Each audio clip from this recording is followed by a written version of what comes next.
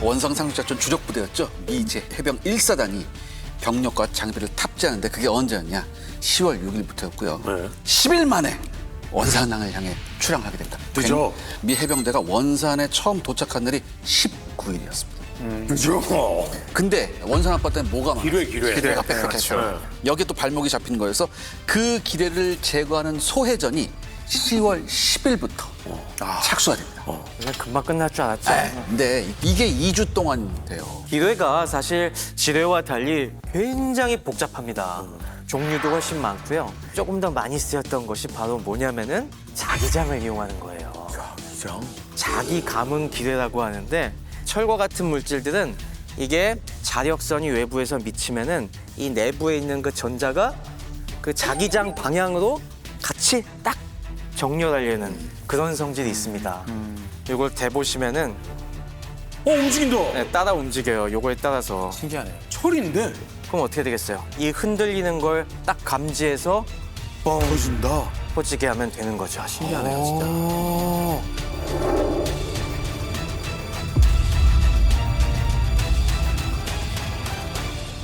이런 목병 철저하게 분석해야 될 거 아니겠습니까?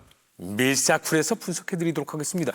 도대체 기뢰가 뭐길래 이렇게 나를 힘들게 했을까요? 기뢰가 쓰기 시작한 거는 거의 19세기 중반으로 거슬러 올라갑니다. 그래서 크림 전쟁 때부터 딱 배치되기 시작했고요. 이걸 먼저 쓴 것이 바로 러시아였습니다. 그래서 러시아 같은 경우는 해양 강대국, 영국이나 프랑스가 막 함대를 몰고 자기네 항구들로 막 쳐들어올까봐 이런 기뢰들을 적극적으로 채용을 해갖고 촘촘히 깔아둬서 해양 강대국들의 접근을 방해하는 역할을 했죠. 오히려 해양 약소국에서 기뢰를 네. 발전시키는 거군요. 그 당시엔 비대칭 무기이기 때문에 전함의 약점을 상쇄할 수 있는 그런 무기로 쓰인 거죠.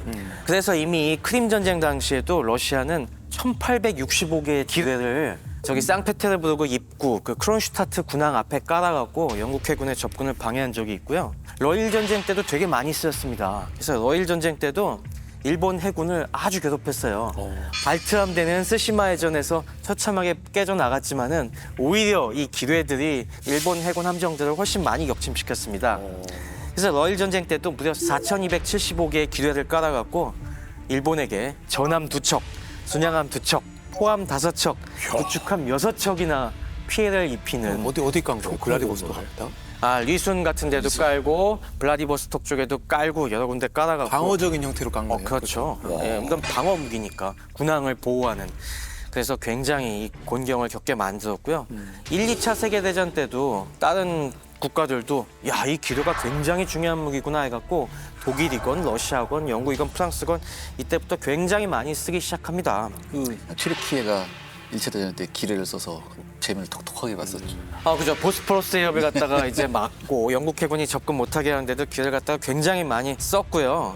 그래서 러시아 같은 경우는 1차 대전 때도 한 5만 2천 개 정도를 깔았고 2차 대전 때도 4만 개 정도를 깔아서 그럭저럭 재미를 봤습니다. 그러다 보니 6.25 전쟁 당시에도 꽤 많은 기뢰가 아직 남아 있었던 상태였죠. 그리고 그 남아있던 기뢰들을 갖다가 이제 북한이 좀 위험해진다 싶으니까 지원을 하기 시작합니다. 야, 이거 빨리 좀 지원을 해야겠는 걸 해서 이때 7월 초에 철도로 북한에 무려 4,000개의 기뢰를 보냅니다. 근데 이 4,000개의 기뢰를 갖다가 주로 어디에 까냐면은 진남포와 원산을 중심으로 까는 거죠.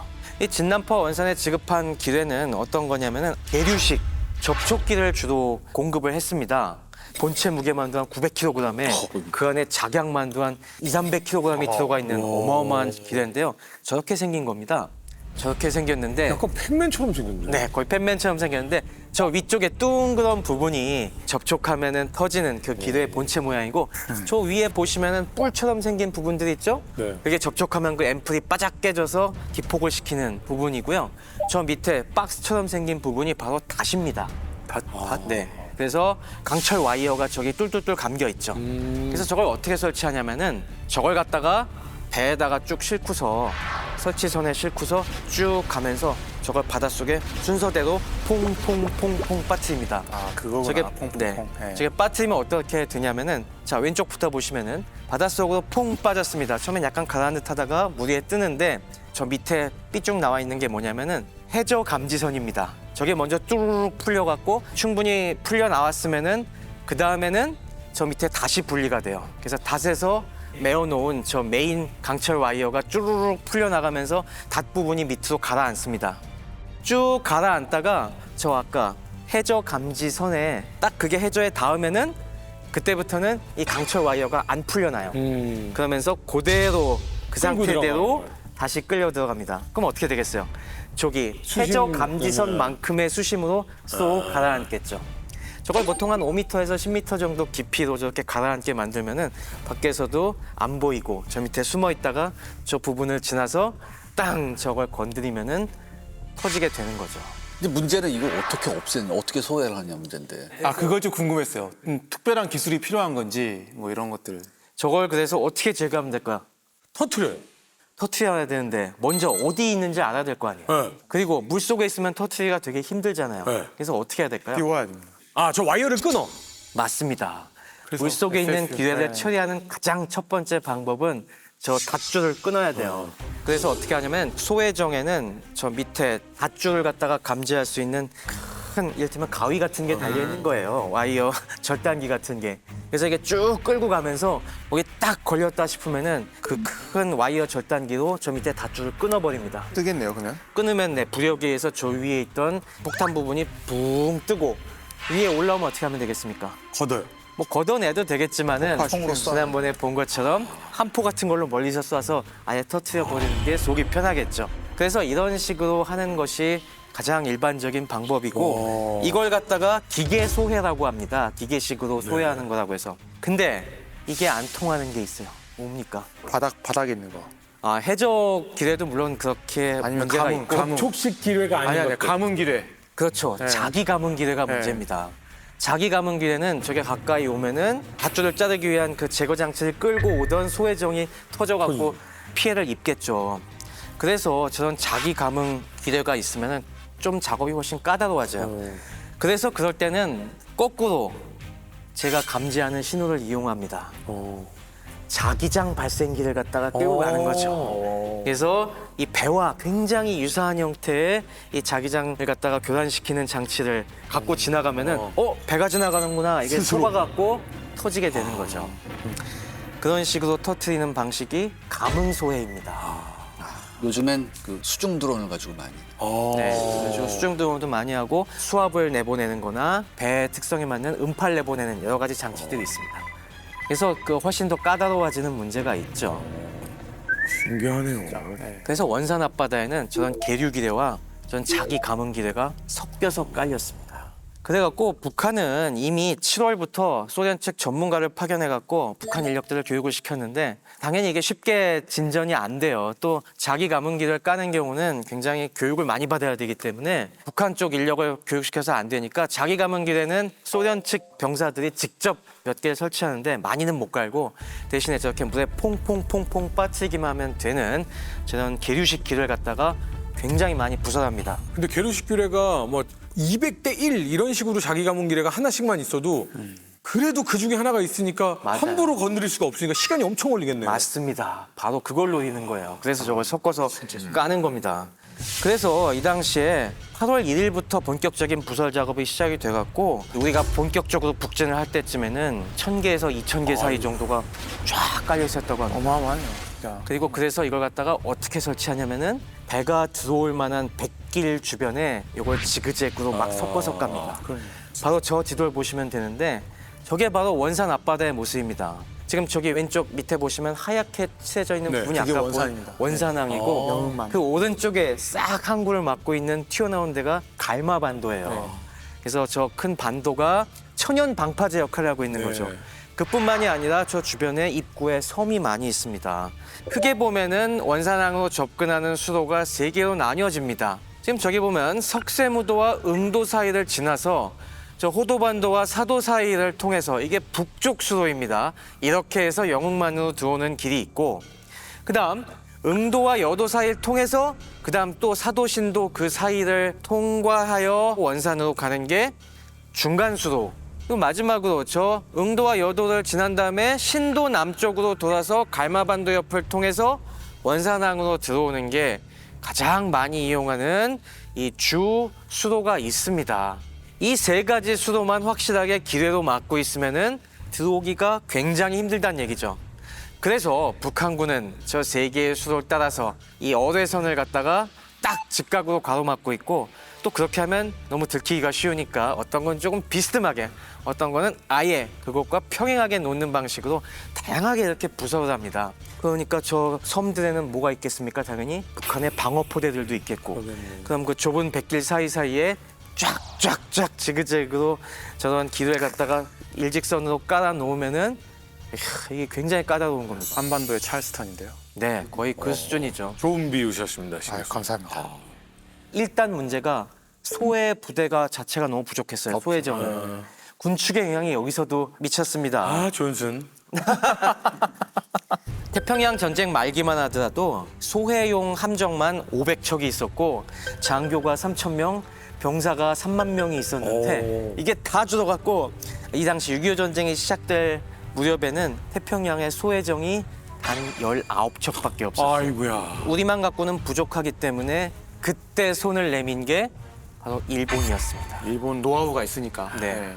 일본의 소해정 파견을 요청을 해서 일본 소해정 12척을 지원을 받아서 원산에 들어갑니다. 아이러니하네요. 네, 미국은 태평양 전쟁 말기에 B-29에서 공중에서 어뢰를 투하하는 항공 어뢰로 일본 해역을 완전히 봉쇄해버린 기하 작전을 수행한 바가 있죠. 일본 배들 못 나오게 하려고. 그렇죠. 네. 그러면서 다니면서 12,000개가 넘는 항공기를 뿌려갖고 아이고.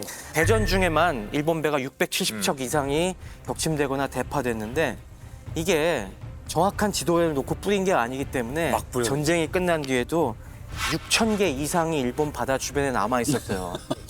전쟁 끝나고 일본은 이걸 어떻게 해결해야 되나라고 하면서 소해전이 발전할 수밖에 없었겠네요. 그렇죠. 그래서 전쟁 끝나고 나서도 상당 기간 일본은 자기네 바다에 기뢰 제거하고 있었습니다. 심지어 1970년대까지도 기뢰에 접촉해서 배가 침몰하는 일이 발생하고 그랬어요. 그 가끔 사고 났다는 그런 게 있었어요. 네. 그리고 사실 B-29 미군이 뿌린 기뢰만 있었던 게 아니라 일본도 방어용으로. 자기들도 한 몇만 개 뿌려놨었거든요. 미국을 방어하기 위한. 네, 그것까지 다 처리해야 되니까 상당 기간 이 소해 세력이 남아 있었는데 이들이 여기서 동원이 된 것이죠. 원래 이 당시에 원산 소해를 위해서 미군도 이 소해정만 믿어서는 안 되기 때문에 조금 더 머리를 쓰기는 해요. 뭘 쓰냐면은 헬리콥터랑 초계기들을 띄워갖고, 원래 날 맑은 날에 보면은 물속에 뭐가 가라앉아 있어도 깨끗한 동해바다 밑에 저 바다 속에 뭐가 있는데 보이거든요.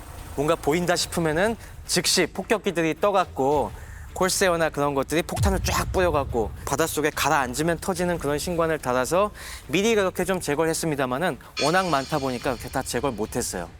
그러고 나서 10월 12일에 파이어레이터가 처음 기뢰를 접촉해서 소해정이 침몰을 했고요. 플래지가 잘못 또 들어갔다가 또 접촉을 해서 또 침몰했습니다. 그래서 이때 이날만 13명 전사하고 79명이 부상을 했고, 그러다 보니까 해군에서 여기 장난이 아니구나, 기뢰밭이. 원래 20일까지 소해하겠다고 한 거 못 맞추겠는데요. 그래서 6일 연기된 겁니다. 근데 제가 이해가 안 가는 게요. 네. 이미 국군이 원산을 점령했잖아요. 그럼 굳이 기뢰가 저렇게 많이 깔려 있는 상륙 작전을 할 필요가 없이 조금 남쪽에서 그냥 상륙해서 육지로 올라와도 되는 거 아니에요? 굳이 저 기뢰를 다 제거할 필요가 있었던 거예요. 저 남쪽에는 상륙할 만한 해안이 마땅한 데가 없었고요. 대체 상륙 중문진 같은데 하면 되잖아요. 그럼 너무 내려가서. 그래도 빨랐을 것 같은데 훨씬. 그리고 또 2주보다는 빠르지 않을까요? 어차피 보급해야 되니까. 원산항을 개통을 보급항으로. 시켜야 계속 보급이 되는 네, 거잖아요. 보급항으로. 그러니까 네. 어쨌건 원산항으로 가는 수로를 열어야죠. 저때 원산에 너무 많은 기뢰가 깔려갖고 저게 50년도에 저때 끝나는 게 아닙니다. 나중에 51년, 52년까지도 계속 소해가 이루어집니다. 이 원산 기뢰전은 그래서 미 해군에 있어서도 굉장한 트라우마로 남았습니다. 그래서 항상 기뢰전 얘기할 때 중요 사례로서 언급되는 그런 전례입니다. 네. 자, 그러면 상륙 작전이 아니라 이제 기뢰 소해 작전이 펼쳐진 다음에는 그냥 입항을 하는 거죠? 행정 상륙이긴 한데 실제 상륙할 땐 그냥 원래 계획했던 전투 상륙 방식으로 이렇게 부대를 편성해서 들어갑니다. 적은 없지만 네. 그래도 실전처럼 우리 한번 들어가 보자라고 상륙한 거예요. 훈련처럼 이렇게. 네. 2주간 왔다 갔다 하면서 했는데 그래도 내릴 때는 또 그럴듯하게 해줘야지. 고생하셨습니다. 그렇지. 예. 그래서 일단 28일까지 일단 기본적인 그 전투 부대들은 일단 또 상륙을 해가지고 이제 국군 1군단과 진지 교대를 하기 위해서 이제 각지로 이동을 하는 거죠. 그래가지고 우리 국군 1군단 보면은 26일에 이제 미 해병대가 원산에 들어올 무렵에 최북단까지 올라간 부대들이 단천까지 들어가 있는데 그러니까 우리는 원산에서 대기하고 있었던 게 아니라 우리 부대는 계속 북진하고 일부는 남아서 원산에 또 잔적 소탕을 또 합니다. 되니까. 그런데 이 잔적 소탕 말고도 이제 계속 진격을 해야 되니까 단천 방면에 올라가고 있었고 단천은 어디 부분인 거예요? 원산에서 위로 가면은 흥남 함흥 있지 않습니까? 네. 거기서 더 올라가는 조금 거예요. 위. 청진 쪽으로. 굉장히 많이 올라가는 북진했네요. 이원. 그러니까 이원도 이미 넘어간 상태죠. 네. 저쪽이 좀 그래서 이제 미 1해병사단이 원산에 상륙하니까 이제 7사단 입장에서는 여기 또 상륙하는 건 김이 그렇죠. 빠지니까 우린 좀 더 북쪽에 상륙하자. 그래서 이원까지 올라가서 더 북쪽에 내려갔고 빨리 압록강 두만강을 향해 북상하기도 합니다. 심지어. 10월 말입니다. 10월 말. 예, 10월 29일에 이제 이원에 상륙을 하죠. 6.25 전쟁의 제2막 북진. 이번엔 서부 축선을 살펴보도록 하겠습니다. 타깃은 북한의 심장부 평양이죠. 평양을 점령하기 위한 병력 구성부터 짚어보도록 하겠습니다. 네. 사실상 북진에서 가장 중요한 루트입니다. 네. 네, 여기에는 이제 미 1군단이 가게 되는 거죠. 그래서 1군단이 어떻게 이제 이게 편성해서 올라갔는지를 좀 보면 될 것 같은데요. 평양으로 가는 길 중에서 가장 최단 루트이자 좋은 길 누가 담당하냐면 미 1기병사단이 담당을 합니다. 이게 되게 중앙이거든요. 네. 그리고 이게 이제 군단의 예비로서 영연방 27여단이 후속해서 이제 따라가는 형태로 중앙 통로로 이렇게 쭉 가는 겁니다. 이게 사실상 주공이죠. 네. 그래서 이 1기병사단의 서쪽 한마디로 1기병사단을 좌측방에서 엄호를 하고 서쪽에서 이제 공격을 하면서 동시에 이제 소탕 작전도 하는 임무를 받은 게 미 24사단입니다. 네. 6.25 전쟁 초반에 한국에 들어와서 엄청나게 고생했던 사단이죠. 그리고 미 1기병사단을 중앙으로 놓고 봤을 때 동쪽에서 조금은 우회해서 평양으로 가는 길을 지시받은 사단은 미국 사단이 아니라 국군 1사단입니다. 사단장은 백선엽 준장이었습니다. 그래서 원래 이 1사단은 처음에 받았던 명령은 황해남도로 가서 소탕을 하는 거였어요. 그러니까 평양 탈환의 임무가 없었습니다. 근데 이거는 사실 백선엽 장군 입장에서도 평양은 그래도 국군이 가야 되는데 이런 생각이 당연히 있었기 때문에 1군단장 밀번 소장을 찾아가서 본인이 설득을 시킵니다. 내가 평양 사람이다. 평양 가는 길을 너무 잘한다. 그리고 청일전쟁 때도 일본도 이렇게 루트로 가지고 이렇게 했다. 그러니까 이제 밀번 소장이 물어봐요. 뭐 1사단 차량 몇 대 있어요? 차량은 없지만 밤낮으로 걸어 행군하겠다. 우리에게는 의지가 있다. 튼튼한 다리가 있다. 그래, 그러면 네가 가. 그래서 24사단과 바꿉니다. 그래서 1사단이 이제 평양 진출권을 얻게 되는 거죠. 이렇게 가는 길을. 그러면서 나중에는 이제 전차 중대 21대도 얻게 돼요. 그러면서 이제 이 평양 탈환전에 1사단도 참여를 하게 됐고요. 그래서 10월 9일 날 1기병사단을 선두로 38선을 돌파를 합니다. 그러니까 10월 8일 날 우리가 결의안이 통과됐잖아요. 그래서 그 다음 날 바로 딱 올라가게 되는 거죠. 국군 1사단 같은 경우는 조금 늦게 출발을 합니다. 준비가 많이 안 돼가지고. 그래서 10월 11일 날 고량포에서 임진강 위에 있는 그 고량포에서 11일 날 38도선을 돌파를 하면서 사실상 미 1군단의 3개 사단이 거의 동시에 세 방향에서 평양으로 이제 진격을 하게 되는 과정이 형성이 되는 거죠. 동부 축선에서는 우리 3사단이 이 결의가 통과가 되기도 전에 먼저 38도선을 넘어서 넘어갔습니다만 거의 원산 근처까지 왔죠. 사실 이 시점에. 서부 축선에서는 1사단이 가장 공식적으로 먼저 평양을 향해 그렇습니다. 38도선을 넘어섰고 그리고 이제 중부에서는 한국군 2군단이 10월 9일, 10일, 11일 시점에서 또 38선을 넘어서 올라갔던 병력들이 있었다. 그거 이제 한국군 2군단이다. 그렇게 이해를 하시면 될 것 같습니다. 그러면 서부 축선 북한의 저항은 없었습니까? 저항이 처음부터 있었습니다. 그러니까 이제 서부 축선에서 제일 먼저 올라갔고 가장 중요한 길목으로 가야 되는 미 1기병사단이 사실상 거의 첫 전투에서 심각한 저항에 직면을 하게 됩니다. 근데 이게 이제 뭐냐면 개성에서 금천, 그다음에 이제 사리원, 그다음에 이제 평양으로 가는 이 축선이 일본도로 축선이 사실상 평양으로 가는 가장 빠른 길이에요. 경의선이 같이 가는 길입니다. 그렇죠. 네, 그래서 딱 개성을 넘어가자마자 딱 맞닥뜨린 교통의 요충지가 바로 금천이라는 곳입니다. 여기를 딱 통과를 해야지 확 갈 수 있는 거예요. 그런데 이게 요충지인 만큼 북한군도 여기에 나름 준비를 많이 해놓고 있었습니다. 북한이 1방어선, 2, 3방어선에서 이렇게 그렇죠. 갖춰놨다고 했는데 3차 방어선 중에 사실 북한군은 여기에 거의 몰빵했다고 봐도 돼요. 집중을 여기 엄청나게 했어. 어차피 여기가 뚫리면 나중에 어딜 막아도 잘 안 된다라는 인식이 되게 강했던 거고 그렇기 때문에 그들이 가지고 있던 뭐 2개 사단 정도를 여기 다 투입을 했습니다. 물론 사단급이 완편된 사단은 아니지만 그렇죠. 어찌됐든 여기서 방어를 하려고 했고 특히 그들이 가지고 있던 가용한 운용이 가능한 T-34 8호 전차를 다 여기다 투입시킵니다. 그러니까 나름의 그들도 회심의 방어를 여기서 어떻게든 많이 지연시켜야 된다라는 생각을 하고 있었고 사실 이걸 항공 정찰을 통해서 미군도 알고 있었어요. 그럼 미군은 어떤 생각을 했겠습니까? 우리가 신속하게 평양으로 가기 위해서는 결국 이 금천을 함락시키는 것 자체가 중요한 게 아니고 사실 금천에 있는 북한군 주력을 섬멸하는 게 중요하겠다는 생각을 하게 된 거죠. 여기만 깨끗하게 정리하면 평양까지는 직진이다. 네, 쉽게 갈 수 있다라는 생각을 하게 된 겁니다. 저기가 뭐 예성강이 흐르는 쪽이기 때문에 저 금천 쪽이고 산맥 줄기가 끝단에 산지가 좀 있는데요. 저 산지와 예성강만 넘으면은 넓은 평야가 펼쳐지기 때문에 전차 더 이상- 기동하기가. 더 이상 저지할 수가 없습니다. 그렇죠. 네, 저기가 지금 딱 길목인 거죠. 그래서 1기병사단 사단장은 게이 소장입니다. 게이 소장은 포위 섬멸을 목표로 했습니다. 금천을 방어하는 북한군을 포위 섬멸하겠다. 사단을. 그래서 어떻게 이제 작전을 짜냐면 전형적인 양위 포위와 함께 추가적으로 더 한 번의 퇴로 차단을 통해서 완벽한 포위 섬멸을 하겠다는 구상을 하게 되는 거죠. 네. 그러면서 가장 중앙에는 전차를 특히나 더 많이 배속을 시켜가지고 네. 미 8기병연대가 딱 금천으로 가는 바로 그 통로로 딱 정면 공격을 한다. 동시에 미 5기병연대는 그쪽에 오른쪽에서 약간 우회해서 금천 북방에서 함께 포위를 한다. 이게 이제 양위 포위 개념입니다. 네네. 또 하나 연대가 있을 거 아니에요. 그죠? 7기병연대는 8기병연대의 좌측에서 갑니다. 근데 이거는 예성강을 도하를 해가지고 그 다음에 저기 금천 위에 있는 한포리까지 진출한다. 여기 길이 좀 나 있거든요, 이렇게. 그러면 제7기병연대의 기동성이 굉장히 중요하겠네요. 네, 우회 기동을 하는 거죠. 네. 엄청 멀리 가는 거니까. 네. 그러면서 궁극적으로 마지막 퇴로 차단까지. 네. 그러니까 한 번 찌개발 모양으로 포위 섬멸하고 그 다음에 7기병연대가 퇴로 차단하면은 완벽하게 북한군을 섬멸할 수 있다라는 계획으로 공격을 하게 되는데 네. 모든 전투가 그렇듯이 계획대로 잘 되지 않습니다.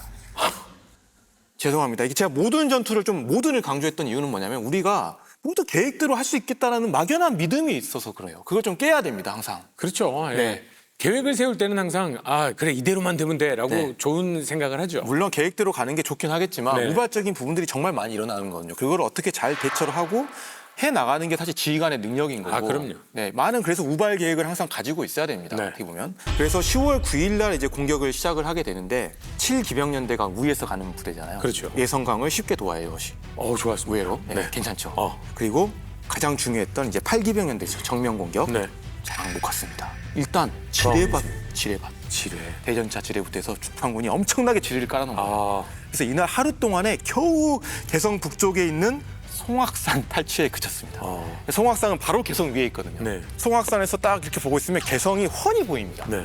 그러니까 북한군은 보면서 방어를 했던 거죠. 그리고 사단 우측에 있던 5기병연대 같은 경우는 산발적인 저항이 있었는데 그래도 나름 잘 격퇴를 하면서 진격을 했어요.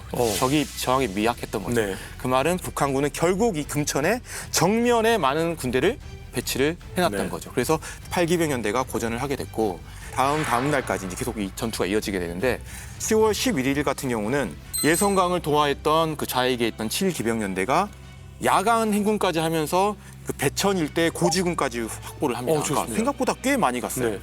그런데 문제가 있어요. 문제는 역시나 중앙에 있는 8기병연대입니다.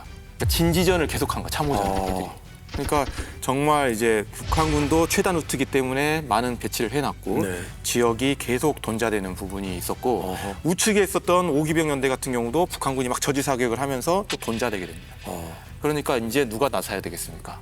연대들이 뭔가 공격이 잘 안 되니까 게이가 나섭니다. 네, 사단장이 나서죠. 네. 야, 안 되겠다. 뭘 하나 내가 해야겠다. 그럼 예비대가 내가 없습니까? 그렇죠. 영연방 27년 여단 예비대를 8연대와 5연대 사이로 투입시켜가지고 금천의 우측방을 공격해라. 이제 이렇게까지 하는 거죠. 그리고 10월 12일 날은 미 7기병연대가 약속된 장소였던 한포리까지 갑니다. 성공했죠. 장거리 네. 우회 기동에. 이게 어떻게 가능했는지에 대한 부분을 조금 볼 필요가 있어요. 미 8군이 이때 제일 고생했던 게 뭐냐면 사실 보급 문제였거든요. 네. 그들이 원했던 양만큼 보급이 오질 않으니까. 근데 7기병연대 같은 경우는 생각보다 군수지원이 원활하게 됐습니다. 이유는 뭐냐면 차량이나 이런 것들이 부족했음에도 불구하고 연대장이 나름 수완을 발휘해서 예성강을 따라서 상륙정이 13척의 상륙정이 보급 물자를 싣고 함께 이렇게 올라가 준 겁니다. 그러니까 딱 여기까지 와서도 충분한 탄약이나 보급을 받고 한포리까지 올 수 있었던 거죠. 그랜트의 후예군요. 역시 아이디어. 미시시피 강을 따라. 보급정 뺏기는 것만 조심하면 되겠네요. 네, 맞습니다. 그래서 어떻게 보면 성공했던 거고 한편으로는 다른 연대 같은 경우는 군수 지원도 안 좋았고 북한군의 저항이 그만큼 거셌기 때문에 난관에 부딪혔던 거죠. 그래서 10월 13일에는 이제 어떻게 보면은 뒤에 테러 차단을 하고 있고 금천에서 고전하고 있긴 하지만 형태는 어떤 형태가 됐어요? 모루와 망치가 되고 나름 있죠. 포위를 한 네. 형태가 된 거잖아요. 그죠? 포위가 딱 되면 되는데 사실 포위가 안 되는 게 뭐냐면 두 부대 사이의 간격이 너무나 넓죠. 지나치게 멀기 때문에 이게 포위라고 할 수가 없는 겁니다. 아직은 애매한 상황인 거죠. 그렇죠. 다만 북한군 입장에서 어떤 생각이 들겠어요? 뒤가 지금 압박당하고 있다는 걸 알죠. 그렇죠. 아니나 다를까 북한군의 저항이 만만치가 않습니다. 아직도. 그러니까 북한군은 사실 여기서 철수한 마음이 당장은 없었던 거죠. 그러면서 아직도 방어 진지를 못 뚫고 하는데 이제 또 전차전도 벌어지고 하거든요. 근데 사실상 전차전에서는 게임이 안 됩니다. 압도적인 선멸이에요. 근데 다만 미군이 고전하고 있는 부분은 뭐냐면 요새에 숨어 있는 북한군인 거죠.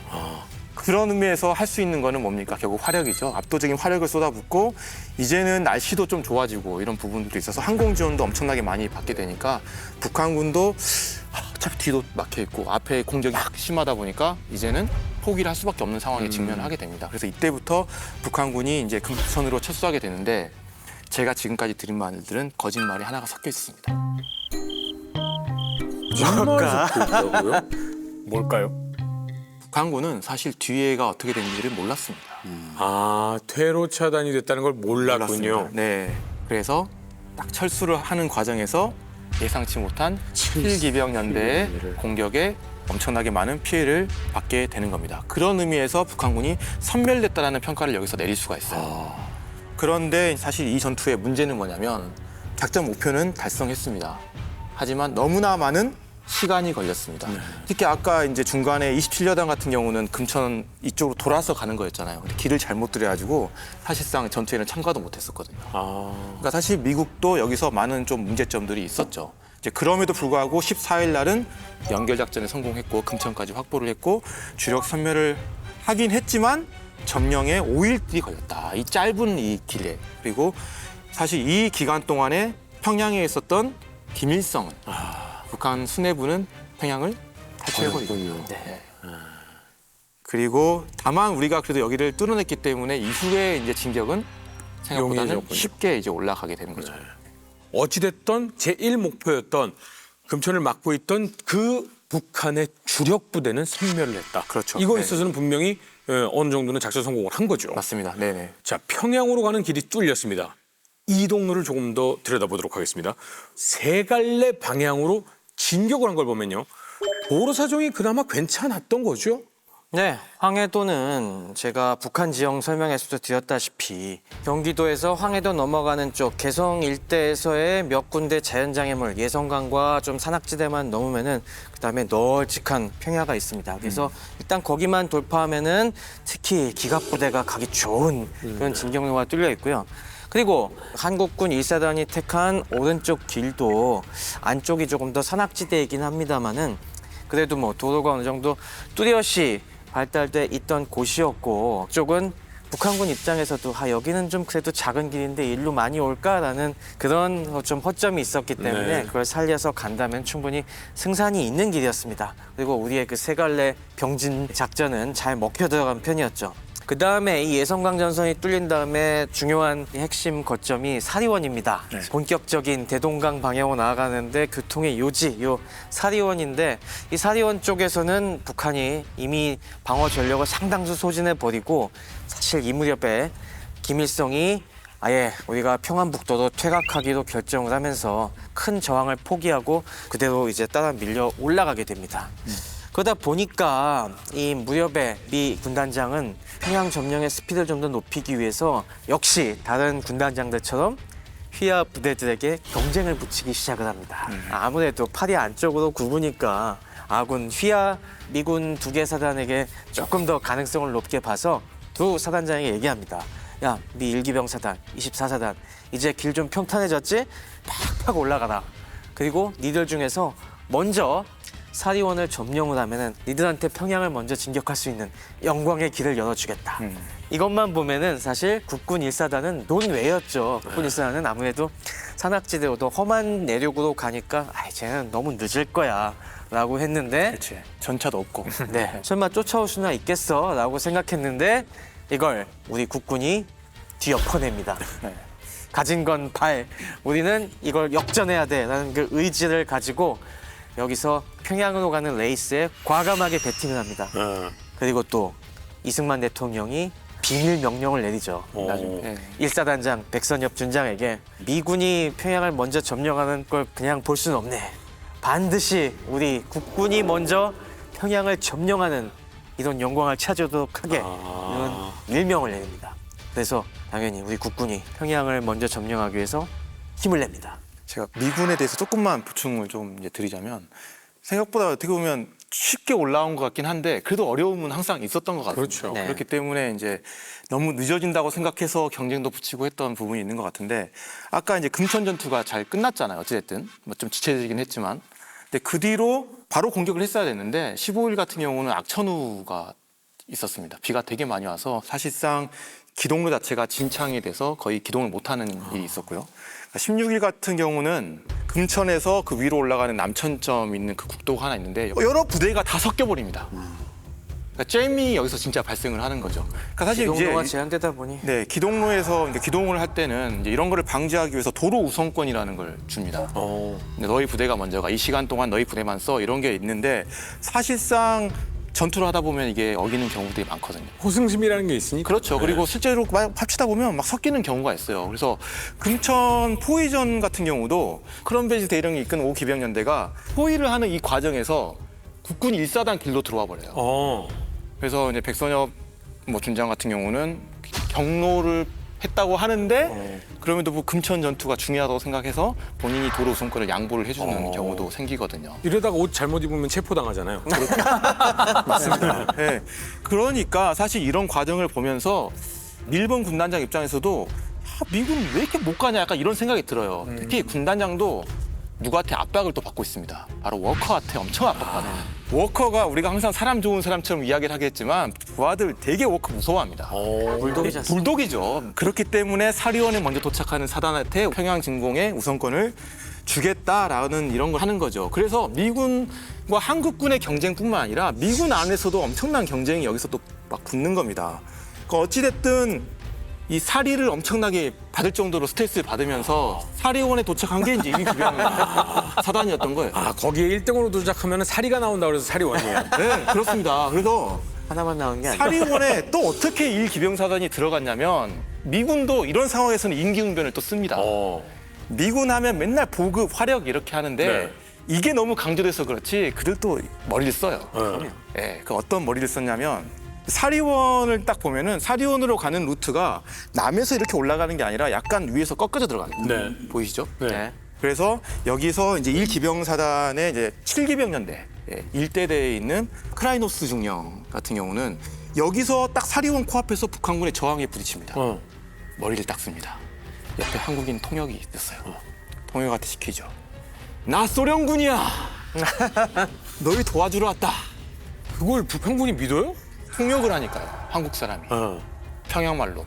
그러니까 북한군이 진짜니? 네. 이렇게? 그래서 들어와서 바로 이제 공략하고 북한군이 이제 속았다 하는 순간에 이미 이제 늦은 거죠. 네. 그러니까 이거는 어떻게 이해해야 되냐면 어떻게 보면 우리가 이거 뭐 재치 넘친다라고 볼 수도 있지만 또 다른 면을 보면 굉장히 수준 낮은 방법에 당한 거잖아요. 그렇죠. 그만큼 북한군도 여유가 없었고 계속 깨지고 있는 상태고 정상적인 판단을 할 수가 없다고 봐야죠, 이거는. 사실. 그리고 이건 굉장히 현명한 전략을 쓴 거고 피해 없이 이 사리원에 이 무혈 입성을 할 수 있었던 건 너무나도 잘한 거죠. 네. 사실 이 얘기를 하니까 그 베를린 레이스 때 정말 누가 먼저 베를린에 들어가느냐 뭐 이 경쟁을 했던 것처럼 평양 레이스가 펼쳐졌다, 사리원 레이스가 펼쳐졌다 뭐 이런 생각이 좀 듭니다.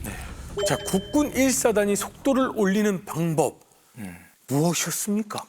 근데 국군 일사단은요 방법을 찾아냅니다. 근데 사실 국군 일사단이 방법을 찾아내는 게 아니라 좀 도움을 받아요. 누구한테요? 예, 그러니까 미 10 고사포단장 해닉 대령이 이제 제안을 합니다. 뭐라고 제안하냐면, 야, 나 예전에 독일에서 싸우는데 이런 거 쓰니까 금방 뚫리더라. 너네 한번 써볼래? 이렇게 얘기를 해요. 이게 뭐냐면 이른바 패튼 전법이에요.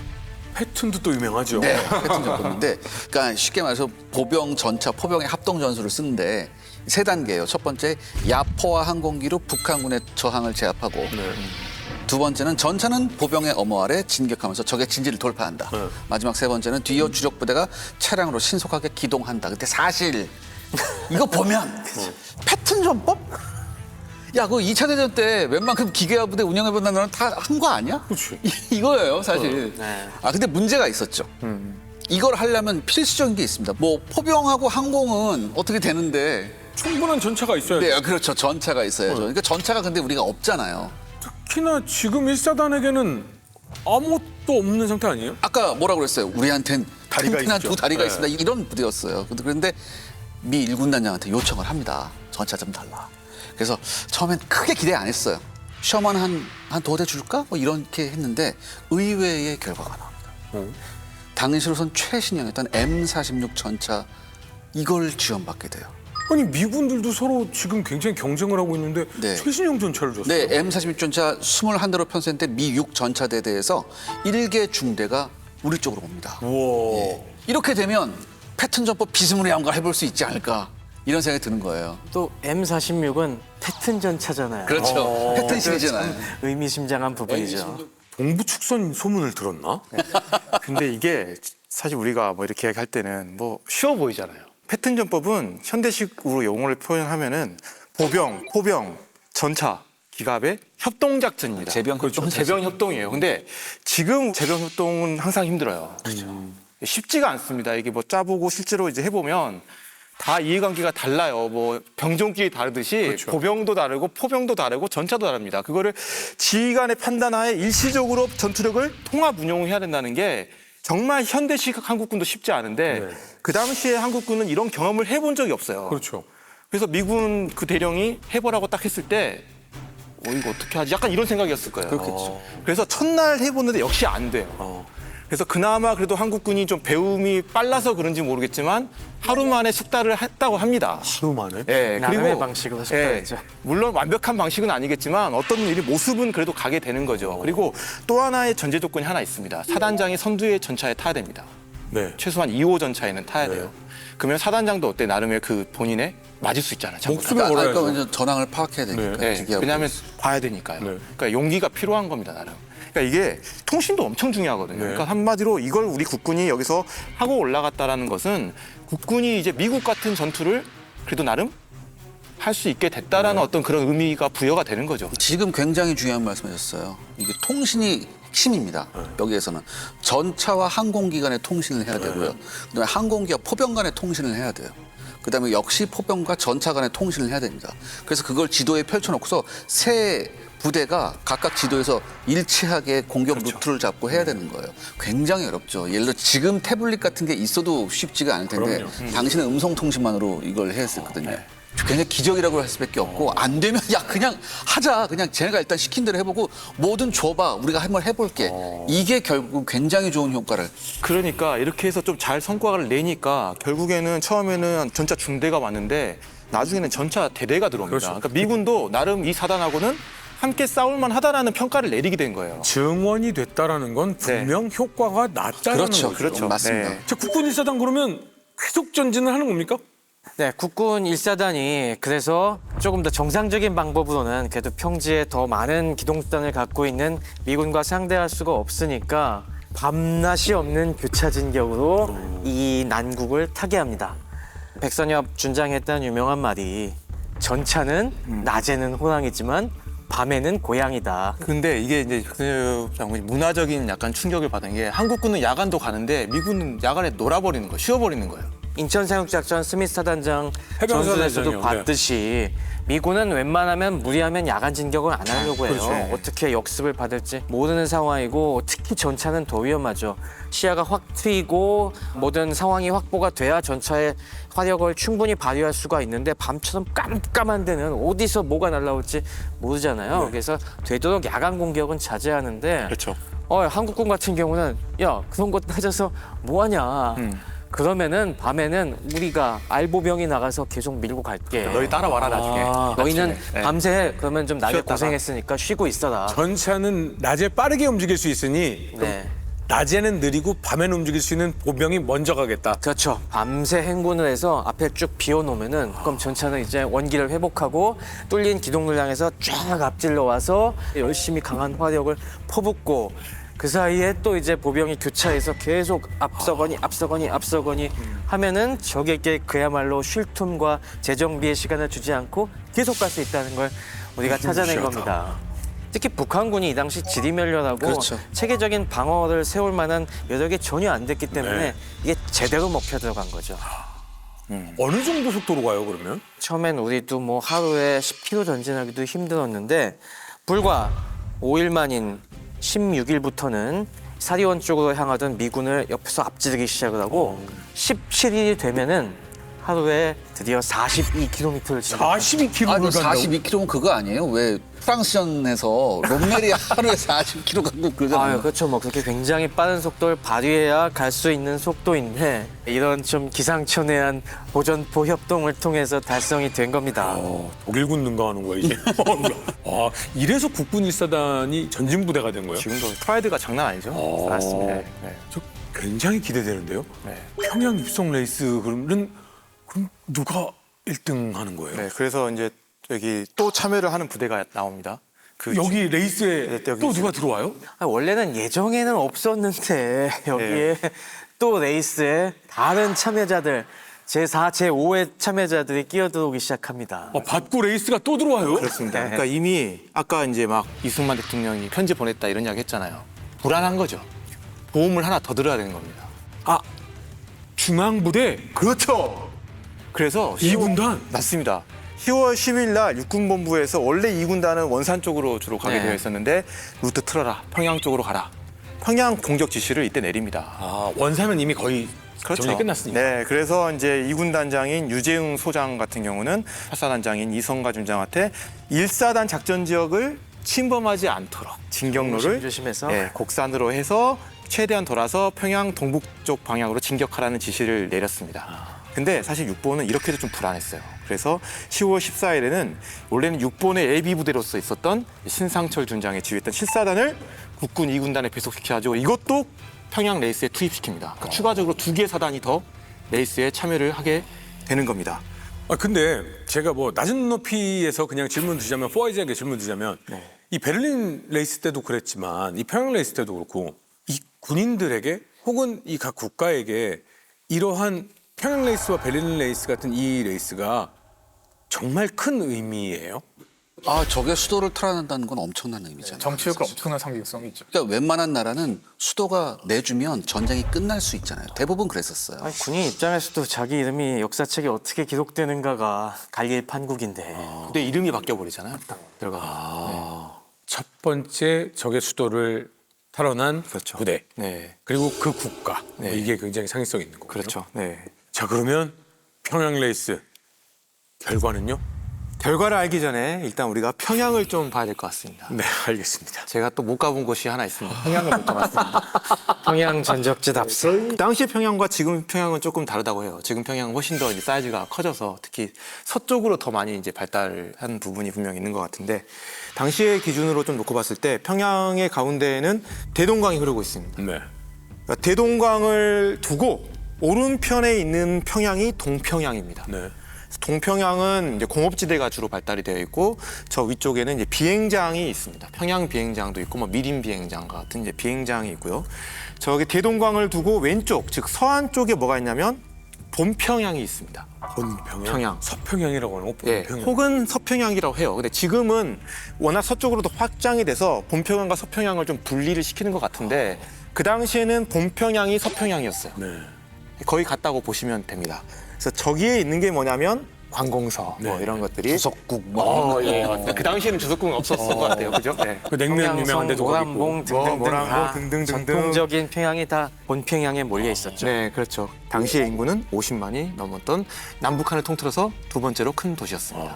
8군 정보부의 판단에 따르면 평양의 방어부대 규모는 약 8천 명 정도가 될 것이다. 아, 적네요. 17사단과 32사단의 잔류병을 합친 그러니까 그렇게 생각보다 많은 병력이 없었습니다. 그러니까 이미 북한군은 1선, 2선 방어를 통해서 상당수가 소진이 됐었고 정말 금천이 최후의 방어라는 네, 그리고 금천을 하고 있는 동안에 이미 어떻게 됐습니까? 수뇌부가 도망갔죠. 빠져나간 상황에서 뭐 여차 싶으면 피해만 충분히 주고 포기하겠다라는 생각을 분명히 했던 거죠. 이걸 반드시 사수해야겠다 이런 부분은 아니었던 것 같아요. 그러면 이런 가운데 가장 먼저 평양 입성의 영광을 차지한 부대는 누구일까요? 일기병 사단이 이때 동평양에 왔습니다. 그러면 다음에 할 일이 뭐겠습니까? 본평양에 들어가야죠. 가야 됩니다. 그러면 철교를 건너가거나 인도교를 건너가야 되는데 딱 가려고 앞에 왔는데 북한군이 빵 터뜨려버려요. 철교를 터뜨려. 그때 북한군을 마주칩니다. 근데 그 북한군은 북한군이 아니라 국군이었습니다. 그 말은 뭐냐면 국군도 이미 이 시점에 도착했군요. 동평양에 들어왔다는 거예요. 아. 북한의 퇴로를 차단하기 위해서 봉수작전이 있었다. 야, 이거 확실히 끝내려면 더 대담한 작전이 필요하겠다. 그러니까 아예 평양 북쪽 한 40km 지점에 공수부대를 강화시켜갖고 완전히 이 평양에서 퇴각하는 적을 딱 가로막아 버리자 결정을 내립니다. 그러니까 쐐기를 박아버려. 네. 야, 여기까지만 전진하는 건 이제 아까운데? 이미 다 무너지고 있는 것 같은데? 그럼 우리 온 김에 조금 더 가자, 조금 더. 다시 신 메가더 라인을 지시합니다. 이미 이때 누가 들어와 있었습니까? 보이지 않는 위험이 닥치고 있었는데 네. 그걸 감지 못하고 올려 여기까지는 돼.